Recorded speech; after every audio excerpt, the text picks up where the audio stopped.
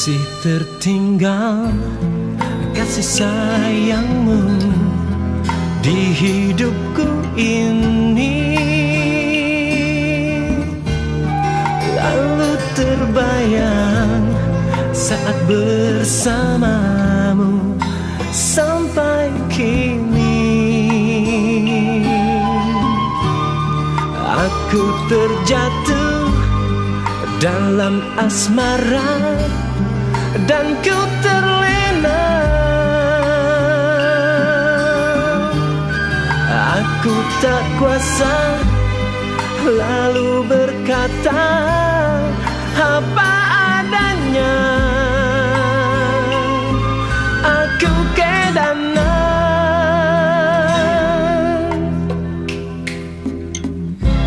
pada dirimu, oh, terlalu cinta pada dirimu, oh, terlalu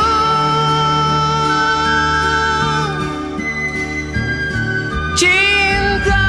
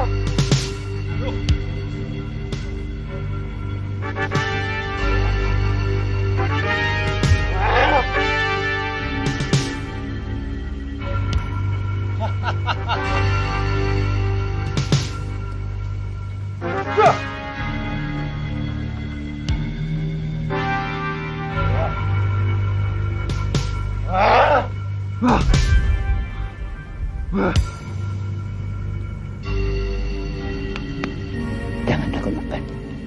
Semoga Tuhan yang Maha Kuasa akan memberikan kekuatan bagimu. Ya.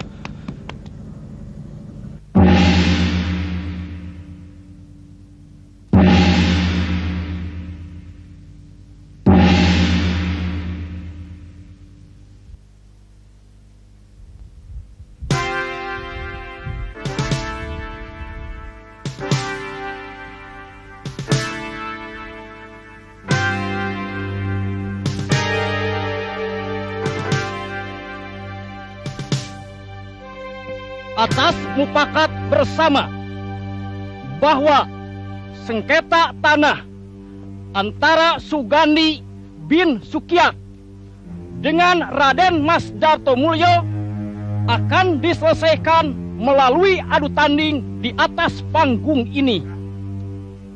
Siapa yang menang, dialah yang berhak untuk tanah tersebut. Dasar ular budak.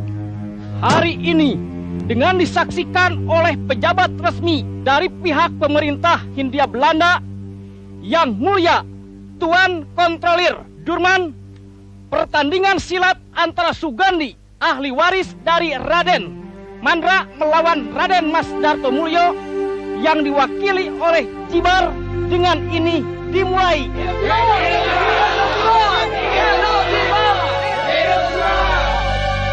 Kepada pihak Sukiat, kami persilahkan untuk naik ke atas panggung.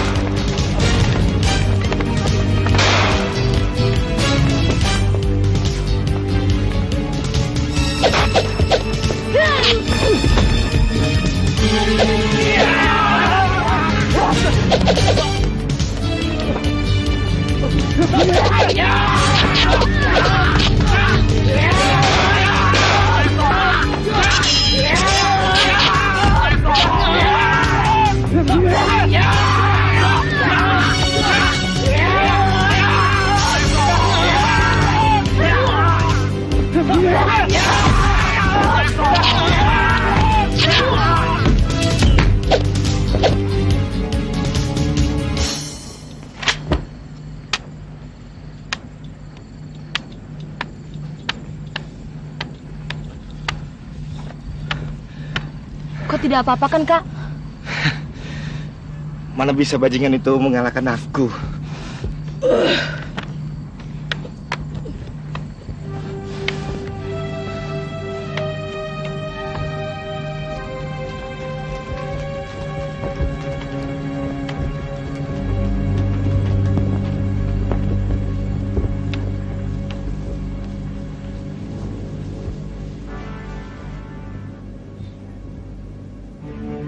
Hei, monyet-monyet, kenapa pada diam? Hah? Bengong lagi? Bunuh! Habisi mereka!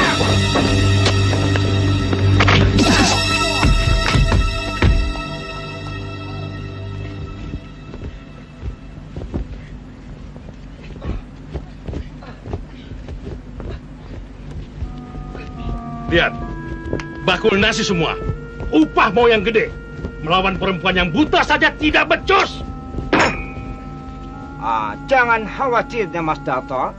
Tanah itu pasti jatuh ke tangan Tuan. Cuma soal waktu saja, toh. Iya, kapan? Waktu.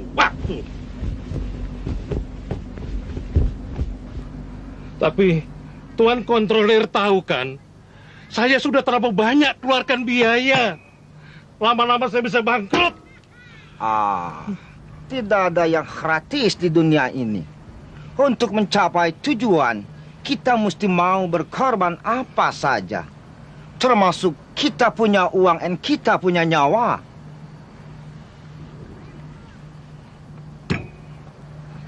Ya, kalau begitu saya menyerah. Nei. Itu tidak bagus, Den Mas Darto. Kamu mesti pusatkan kamu punya perhatian pada hasilnya nanti. Bukan cuma kekayaan, tapi pangkat dan kedudukan yang diberikan Heminte Hindia Belanda pada Denmas.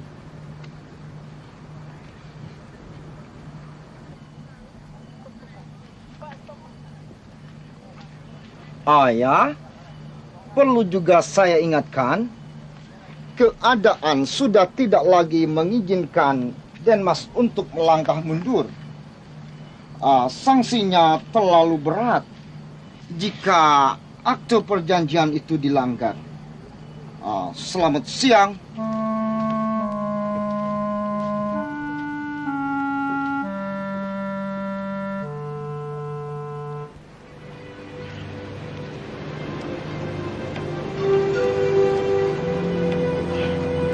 Siapa orang itu? Dia terus mengikuti kita. Dia telah membantu kita secara diam-diam. Hah? Siapa dia?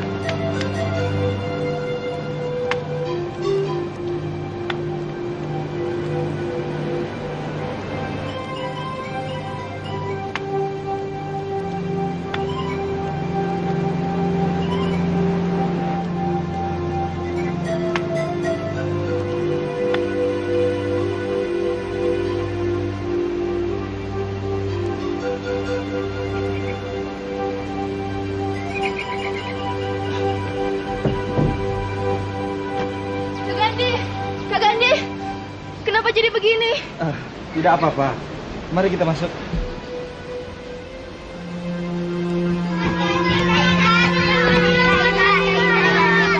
Ya, mari kita masuk.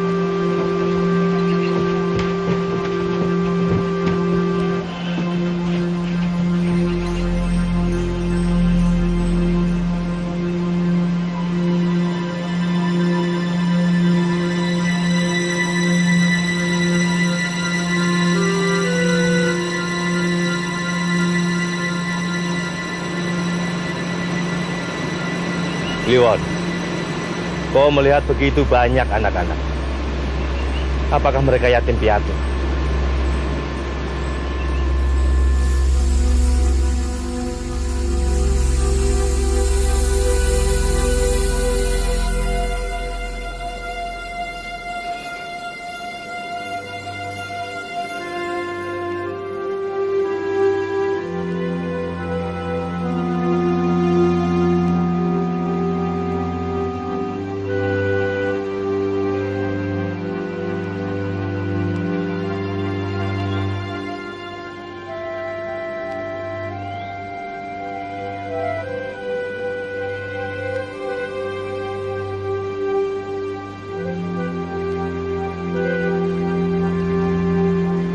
Kakak perlu seorang tabib.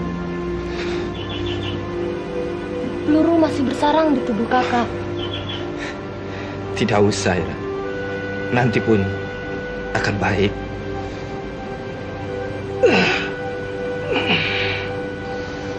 Bukankah obat yang kau berikan tadi akan baik khasiatnya? Akan turun hujan lebat malam ini.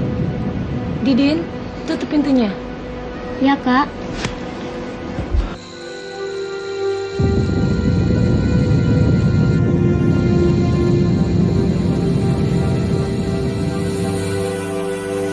Kak, orang itu masih berdiri di luar sana.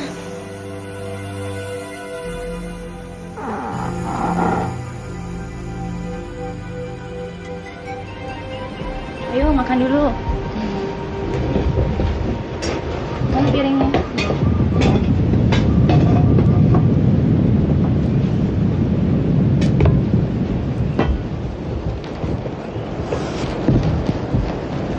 Kak Ira, saya bantu.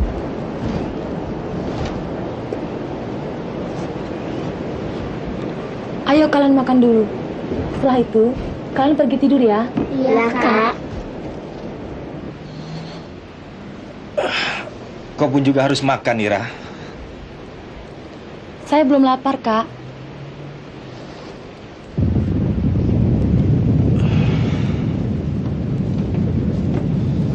Sejak kemarin, kau belum menyentuh makanan sedikit pun, Ira. Sudahlah, jangan kau pikirkan hal itu. Nanti semuanya pasti akan berlalu.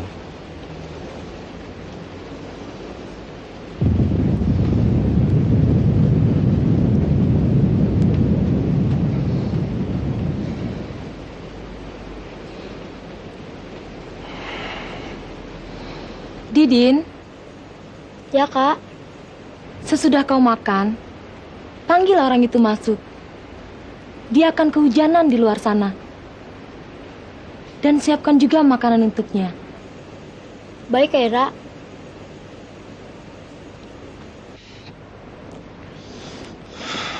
Jangan sembarangan mengundang orang yang belum kita kenal, Ira. Siapa tahu dia Saya itu... tahu. Juragan Darto itu memang terlalu licik seperti ular. Tapi saya yakin orang ini tidak bermaksud jahat. Jangan terlalu mudah percaya dengan apapun, Ira. Keluarga kita sudah nyaris hancur. Gara-gara orang tua kita terlalu percaya dengan segala sesuatu yang kelihatannya serba baik dan manis. Tapi menurut firasatku, dia orang baik, Kak. Firasat. Tadi pagi pun aku berangkat dengan firasat yang baik. Tapi beginilah nyatanya.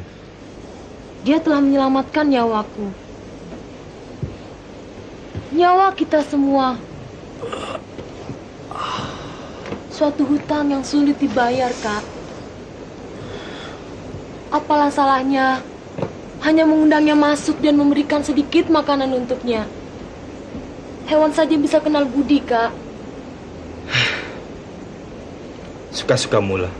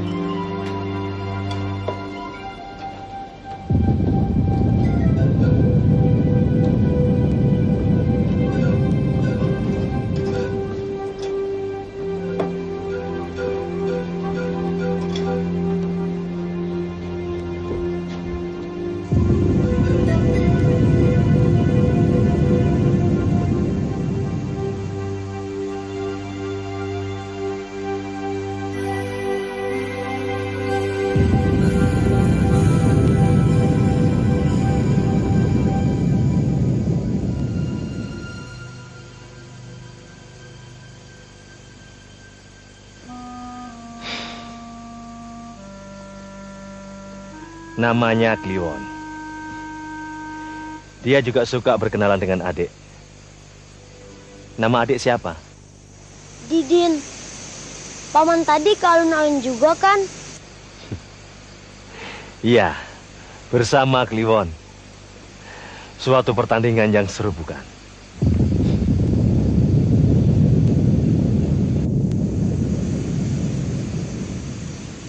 Paman juga bisa melihat sejelas seperti Kak Ira?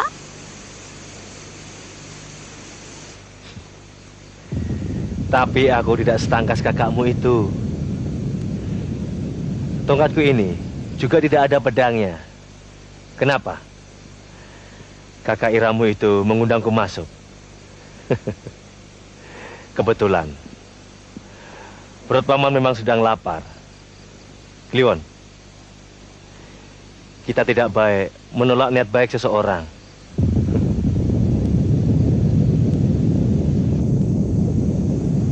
Mari, Paman.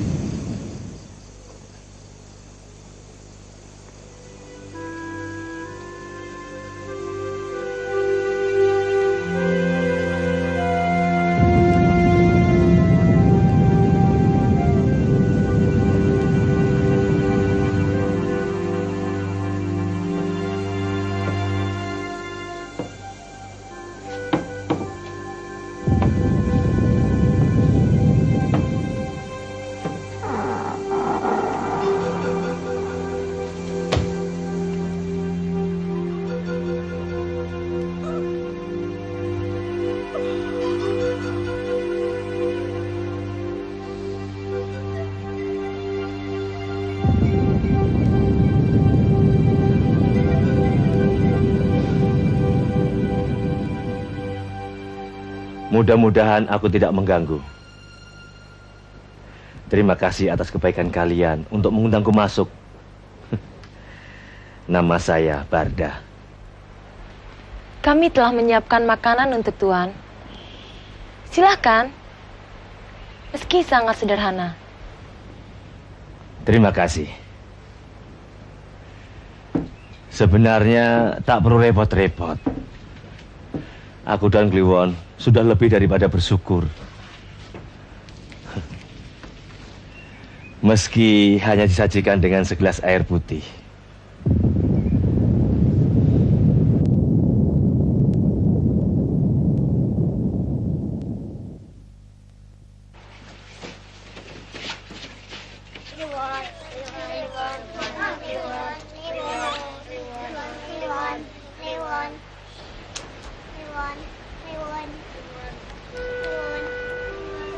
Apakah Tuan yang dijuluki si buta dari gua hantu? Jangan panggil aku Tuan. Kita sama-sama orang yang hidupnya prihatin. Namun kita merasa kaya. Karena masih memiliki rasa kasih sayang terhadap sesamanya. Maksud Paman Barda, orang-orang semacam Juragan Darto dan yang lainnya itu adalah miskin. Padahal kan mereka sangat kaya. Harta bendanya tak terhitung.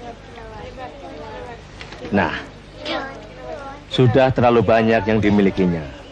Masih saja tetap lapar. Orang yang selalu kelaparan, itu tandanya miskin. Jadi kami ini sebenarnya anak-anak orang kaya. Betul. Kalian punya saudara-saudara, adik, kakak, serta kasih sayang. Itu adalah harta yang tidak ternilai.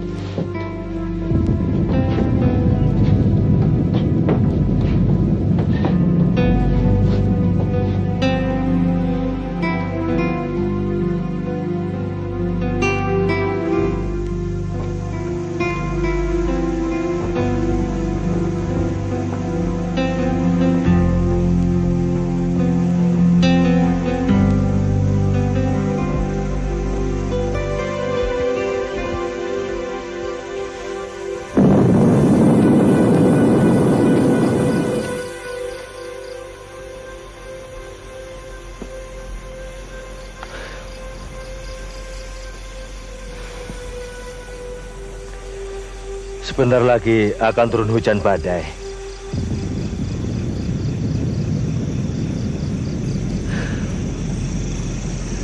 Badai ini pun akan terus menerpa kehidupan kalian.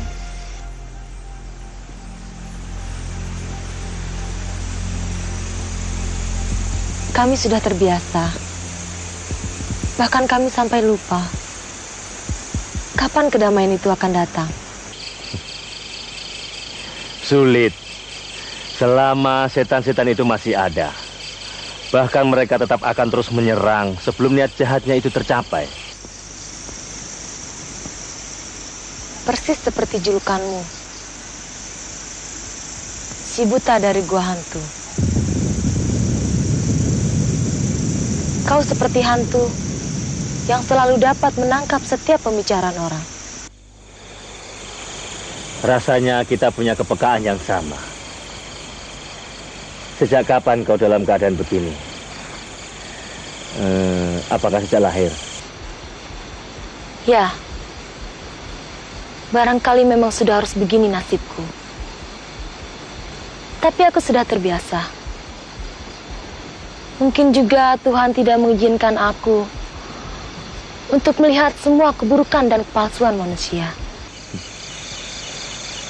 Tapi Tuhan memberikan sebuah mata hati sebagai ganti.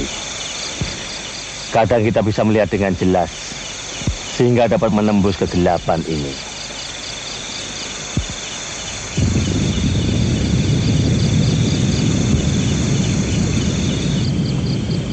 Kalau boleh ku tahu, siapa gurumu?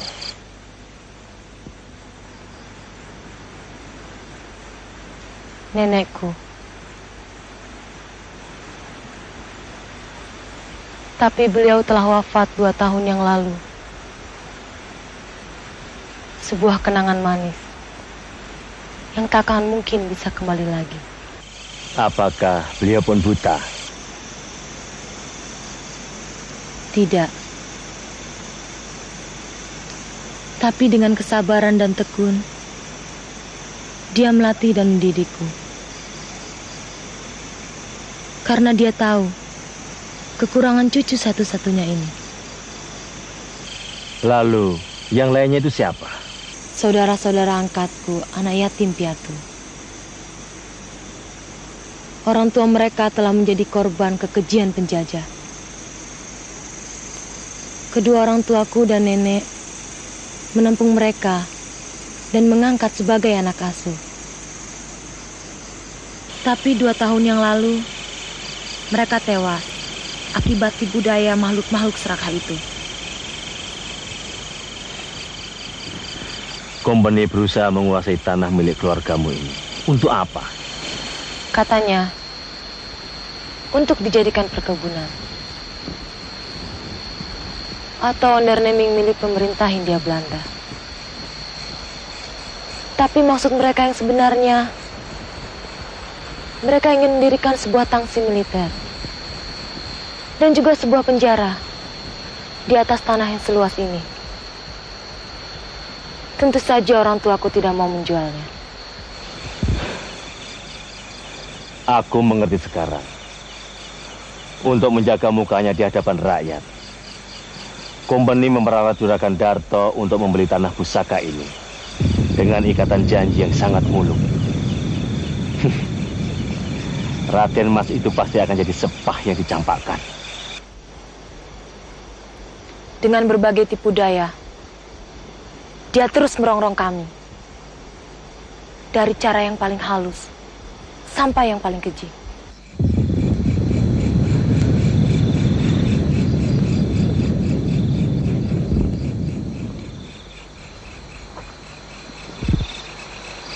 Lalu dengan cara bertanding seperti tadi pagi, otak iblis mana ada yang bersih? Untuk selanjutnya, kalian mesti lebih waspada lagi.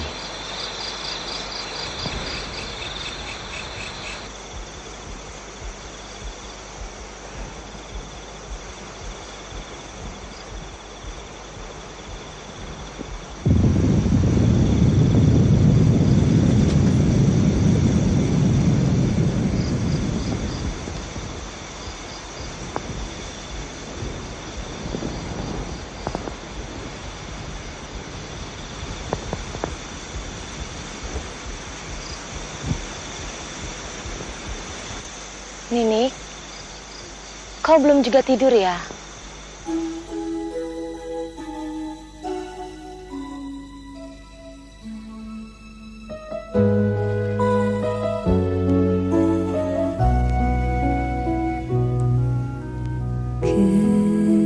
Kelinci putih, oh kelinci putih, lembut dan suci, bagaikan melayang tangan ibuku.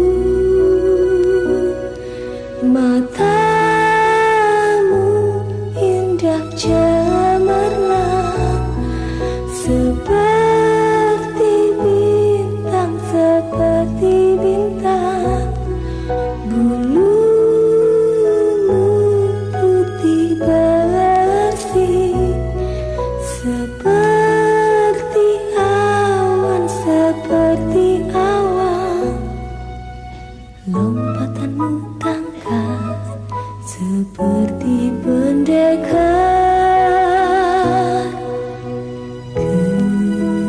Kelinci putih, oh kelinci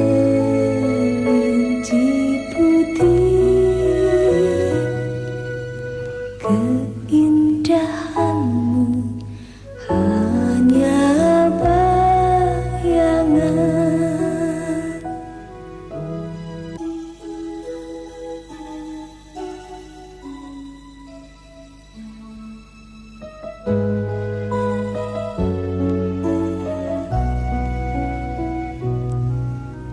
Kelinci putih, oh kelinci putih, lembut dan suci, bagaikan melayang tangan ibuku. Matamu indah cemerlang, seperti bintang, seperti bintang. Bulumu putih bersih, seperti awan, seperti awan. Lompatanmu tangkas, seperti pendekar.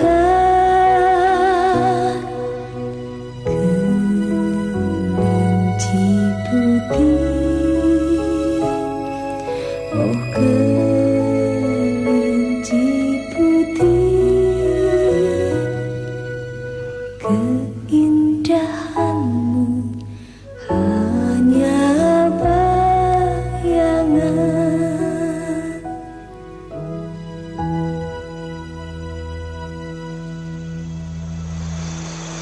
Kalau saja aku dapat melihatmu. Kau dapat melihat lebih jelas dari siapapun.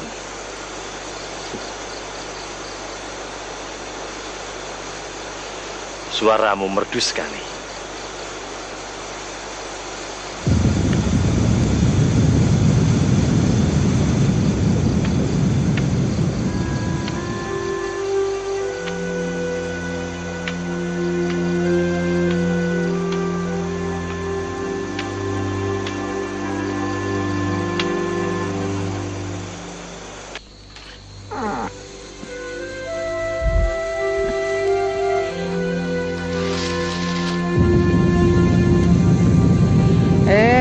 Mau kemana malam-malam begini, Neng Ira?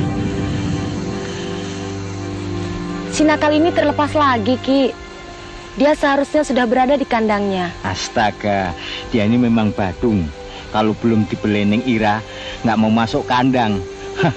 Pokoknya pada kolokan seperti bocah-bocah itu.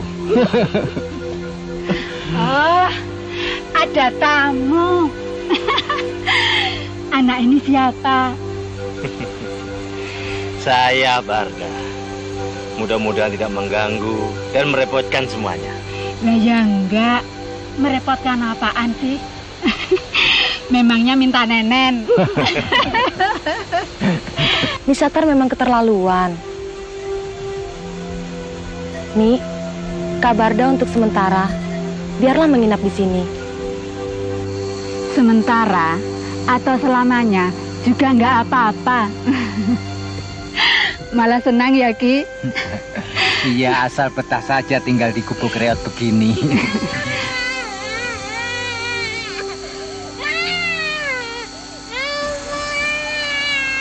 Tuh, bener nggak?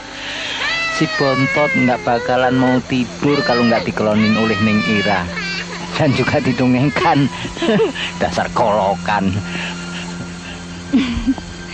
Ya maklum saja, namanya saja anak masih ngindung begitu, ya kolokan.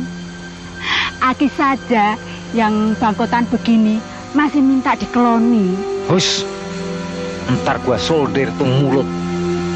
Bikin malu saja. Sudah ya, Ira mau balik dulu. Selamat malam. Iya. Bermalamlah di sini. Maaf, cuma beginilah keadaan kami.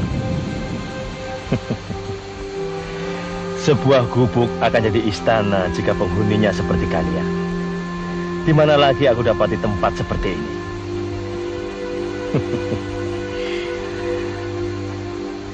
Mari, silakan masuk. Terima kasih.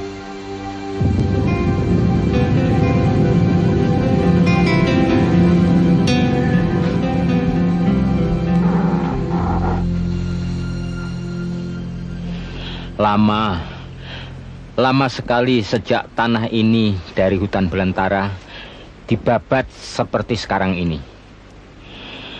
Aki sudah ikut kakek dan nenek Neng Ira.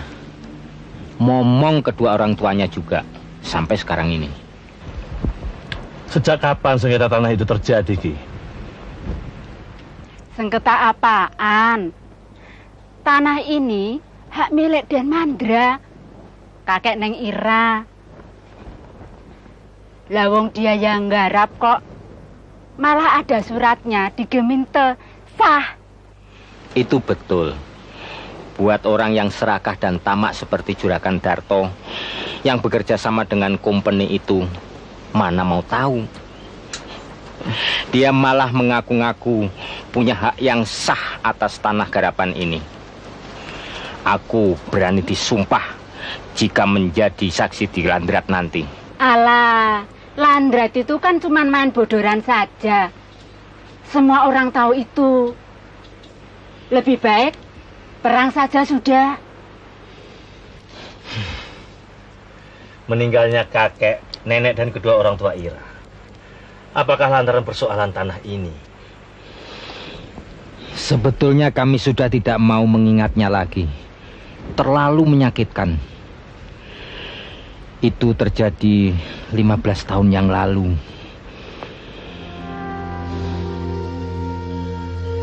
Setelah berulang kali gagal membujuk Den Mandra untuk menjual tanahnya, akhirnya pihak company mengambil tindakan kejam. Mereka ingin menghancurkan jembatan penghubung satu-satunya itu dengan dinamit. Seorang opsir beserta para opas yang bertugas meledakkan jembatan itu telah siap di atas bukit. Tepat pada saat itu, Den Muda dan istri yang membawa Neng Ira yang masih berusia 2 tahun ketika itu lewati jembatan. Terjadilah malapetaka itu. Den Muda dan istri tewas seketika. Neng Ira terluka parah pada kedua matanya. Kusir yang terluka parah masih sempat membawa Neng Ira pulang. Opsir dan para opas keparat itu senyum-senyum puas menyaksikan dari atas bukit. Sejak saat itu, Den Besar dan Nyai yang pendekar itu mendidik Neng Ira dengan ilmu khusus orang buta.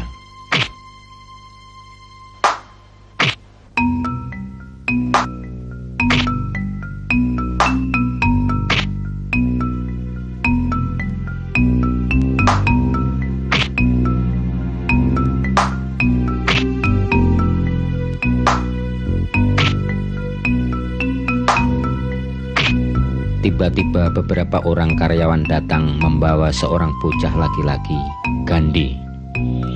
Bapaknya dibawa oleh sepasukan opas dan tak pernah kembali lagi karena tidak rela sebidang tanahnya yang tidak jauh dari sini dikuasai oleh company. Sejak itu, Gandhi yang yatim piatu dipungut anak oleh Den Besar dan Nyai. Tanpa terasa, waktu berlalu begitu cepat. Ning Ira sudah menjadi seorang gadis cantik, meski kedua matanya buta melek. Begitupun Gandhi sudah tumbuh menjadi seorang pemuda yang gagah.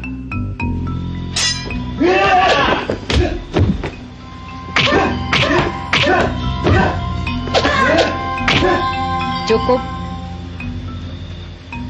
Ira, Gandhi, sini. Kalian sudah pada besar sekarang. Bukan berarti hidup kalian tidak akan menemui rintangan. Bahkan akan semakin sulit. Para kurcaci itu tidak akan berhenti sebelum seluruh tanah pusaka ini jatuh ke tangan mereka.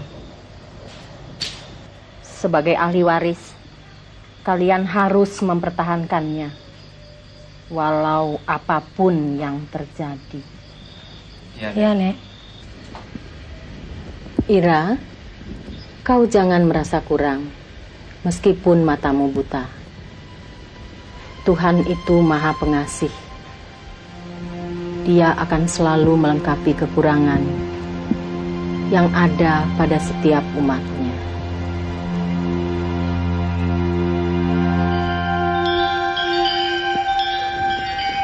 Akhir-akhir ini, aku banyak mendengar tanah Banten diguncang oleh seorang buta bernama Simata Malekat.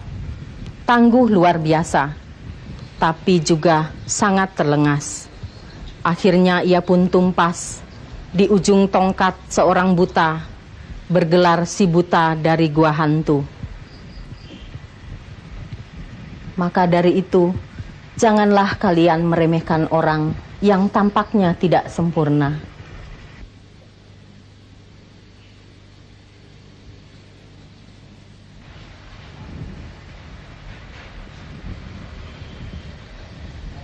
Gandhi, Iya, Nek. jagalah adikmu Ira. Walaupun bagaimana, ia tetap seorang perempuan. Gandhi, kau mendengar kata-kata nenek? Iya, Gandhi mendengar, Nek. Gandhi akan menjaga dia sampai dia menjadi nenek-nenek.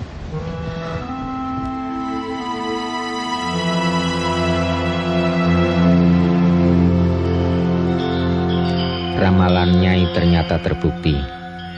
Malam itu juga, Juragan Den Mas Dartomulyo, seorang tuan tanah dan pengusaha yang kaya raya, datang berkunjung dengan diiringi oleh belasan pengawalnya.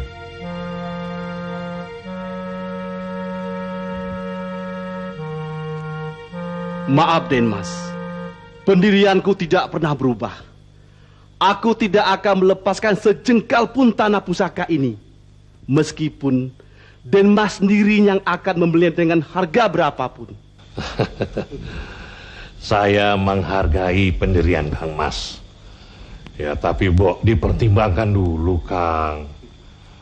Ya, memang masalah jual beli itu perlu pemikiran yang matang. Tapi jangan terlalu lama, Kang. Karena keadaan itu berjalan terus dan sewaktu-waktu bisa berubah loh, Kang. Dulu saja tidak pernah terlintas di hatiku untuk menjual tanah asli keringatku ini, Den Mas. Apalagi kini di tanah pusaka ini telah terserap darah putra dan mantuku. Itu sama saja menjual nyawa mereka, Den Mas. Tapi Kang Mas perlu tahu bahwa di atas tanah ini ayahku punya andil. Itu berarti sebagai ahli warisnya, aku juga punya andil di atas tanah ini, Kang.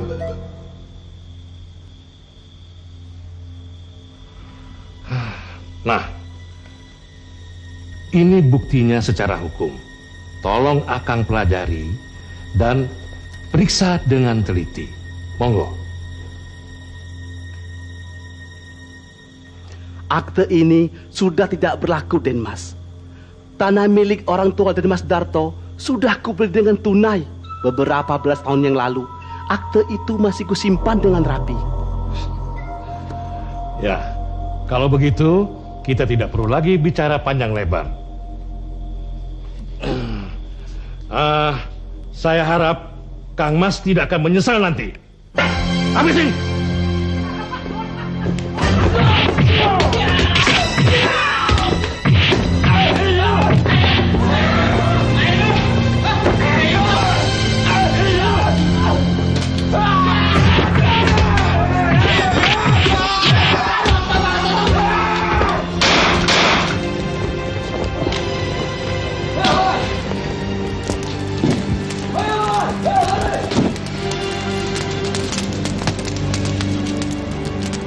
Darah telah tertumpah di tanah pusaka ini. Maka selama 2 tahun terakhir ini, rongrongan demi rongrongan silih berganti. Agaknya setan-setan laknat tidak pernah mau berhenti. Keluarga para buruh yang bekerja di sini ikut menjadi korban. Hingga tempat ini lama-kelamaan berubah menjadi penampungan anak-anak yatim piatu.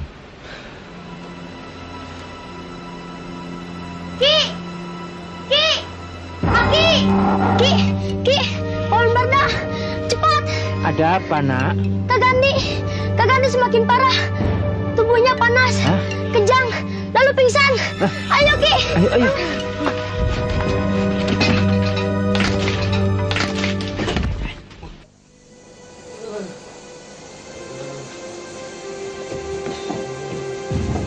Jangan. Jangan.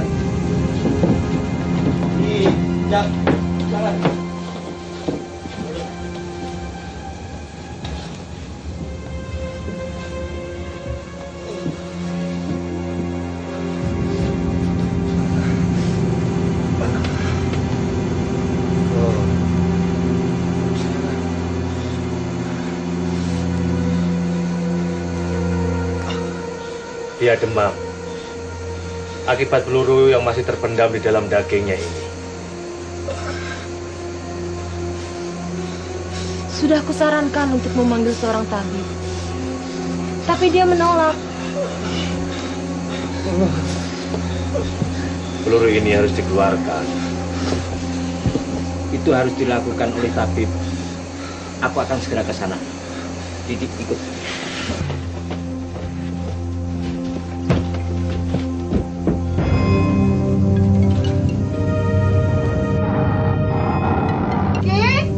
Hati-hati, jalanan licin.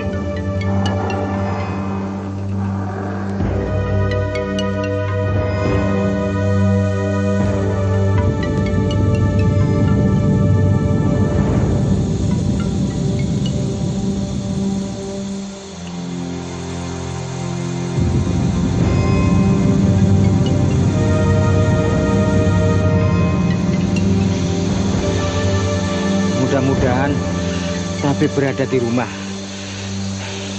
Selain dia, tiada lagi tabib di desa ini. Lampunya masih menyala, Ki. Pasti tuan tabibnya ada. Ayo.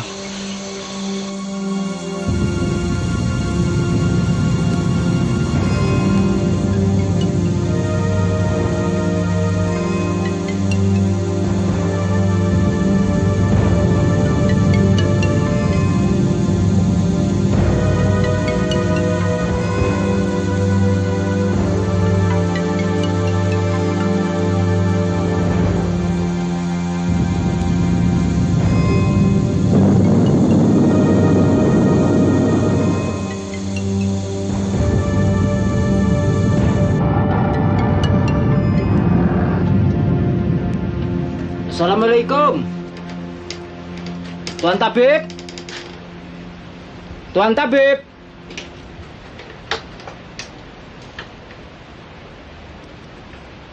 Ki. Ya.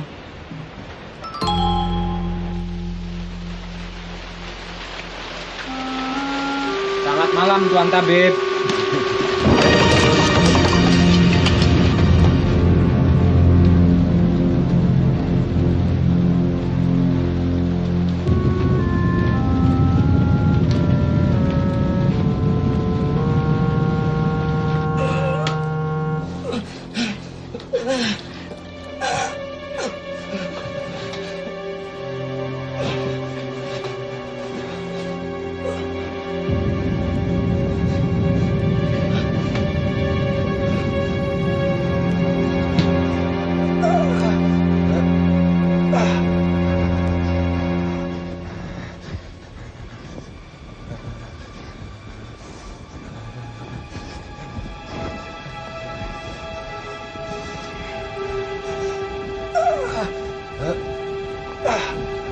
Kenapa belum juga datang?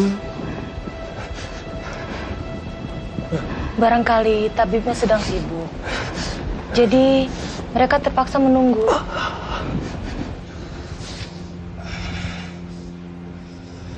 Apakah tempatnya jauh dari sini? Tidak terlalu jauh, tapi jalannya licin dan berbahaya. Apalagi waktu hujan begini.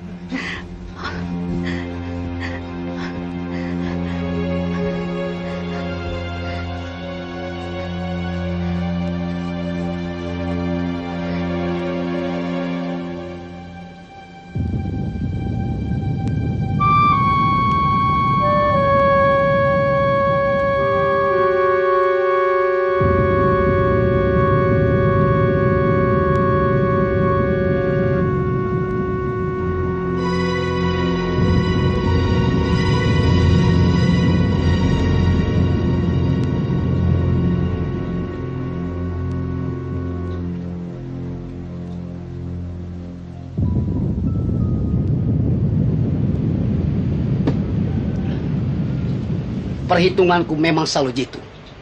Bocah yang terluka kena pelor itu, pasti dia akan berobat ke tabib yang satu-satunya di desa ini. Tapi sayang, bukan perempuan buta itu yang nongol. Dia pasti nongol. Menyusul dua kunyuk ini. Jadi kita nggak perlu menyatroni di rumahnya. Jangan pandang enteng. Tadi pagi 7 centeng habis dia babatnya. Alah, mulut orang suka berlebihan. Di mana sih orang buta mampu seperti itu? Omong kosong. Tapi, kalau enggak, masa Juragan Darto meminta bantuan pada kita? Semua Jawara tahu, kalau 3 dedemit turun dari Gunung Sindur, berarti urusannya gak main-main. Betul juga. Bukan kebiasaan kita untuk menghadapi segala persoalan cengceremen. Yang begituan mah cukup diberesin sama para centeng, iya kan? Dia cucunya Raden Mandra. Sepasang pendekar yang paling disegani beberapa tahun yang lalu. Bahkan guru kita pun pernah dipercundangkannya. Tidak heran kan? Kalau cucunya juga hebat, mesti matanya buta.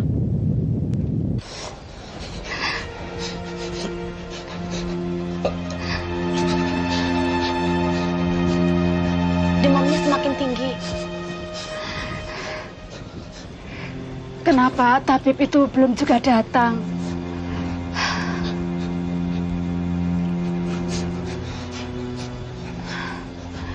Jangan-jangan terjadi sesuatu pada diri Aki dan Diding. Gusti. Jangan berkata begitu. Tidak ada apa-apa.